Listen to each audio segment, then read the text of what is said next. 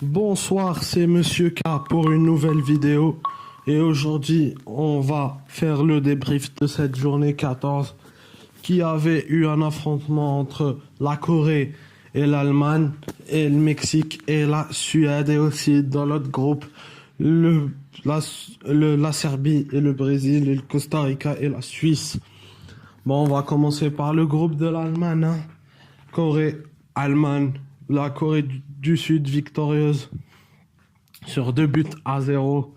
Que dire, une Mannschaft éliminée devient franchement, et c'est un exemple comme l'Italie en 1950, le Brésil en 1966, la France en 2002, l'Italie en 2010 et l'Espagne en 2014. Et là, c'est l'Allemagne en 2018 se font éliminer. Mais sur l'ensemble du match, il n'y a pas eu grand-chose, à part un super but de Son que vous pourrez voir sur YouTube. Oui, sur YouTube. Et qui a fait chuter la Mannschaft. Espérons qu'ils se construiront pour l'Euro 2020. Inch'Allah.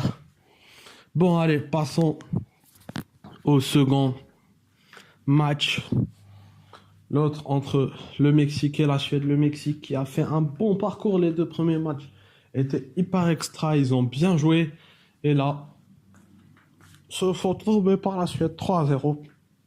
Bravo à la Suède qui, non seulement avec cette victoire, permet de prendre la première place et de rejoindre la Suisse dans ses huitièmes de finale. Et quant au Mexique, rejoindra le Brésil. Mais bon, ça, on en verra plus tard dans les huitièmes de finale. Ne faites pas attention, c'est juste le bruit de la notif. Bon, passons. Et franchement, mon ressenti global sur les 2 matchs, c'est que voilà, ça a été quand même une journée très offensive. Pour le match Corée du Sud-Allemagne, ce n'était pas hyper énorme.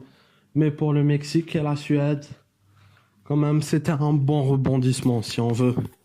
Allez, passons au autre groupe. Le groupe E, qui a aujourd'hui, par exemple, le Brésil et la Serbie. Le Brésil qui prend encore une deuxième victoire un peu à l'arrache. Pour l'instant, le Brésil ne m'a pas encore hyper convaincu. J'espère qu'ils me convaincront en huitième de finale. Espérons. Et que le Brésil, quand il gagne sur 2 buts à 0. Et franchement, on peut...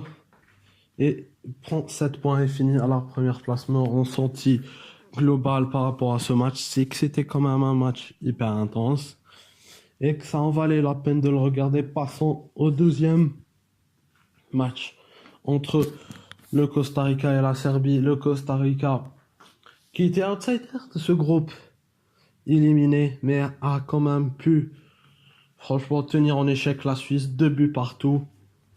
La Suisse qui quand même est 5 points et finit deuxième.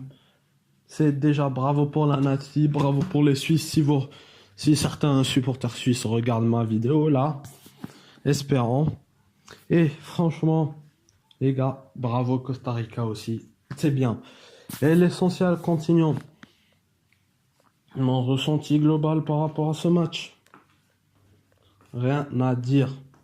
C'était quand même un match hyper bien. Oui, si on veut.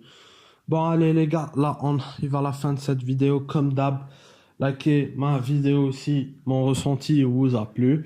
Et si vous avez un ressenti à vous, que vous voulez me le dire, mettez-le moi en commentaire.